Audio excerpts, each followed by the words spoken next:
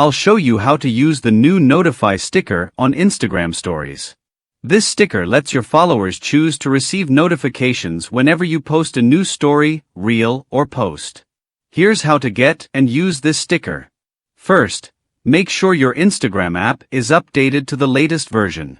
You can do this by visiting your App Store for iOS or Google Play Store for Android, and checking for updates. Launch the Instagram app and start creating a new story by tapping on Your Story icon at the top left of your screen. Take a photo, video, or upload one from your gallery for your story. After selecting your content, tap the sticker icon at the top of the screen. It looks like a square smiley face. This will open a menu with various stickers and options.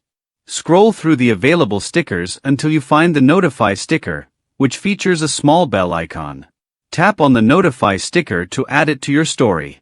Once the sticker is placed on your story, go ahead and share it with your followers by tapping on your story at the bottom of the screen. After sharing, your followers will see your story with the Notify sticker. When they tap on the sticker, it will open a menu where they can choose to receive notifications whenever you post a new story, reel, or post. They can customize which notifications they want to receive, ensuring they stay updated on your latest content.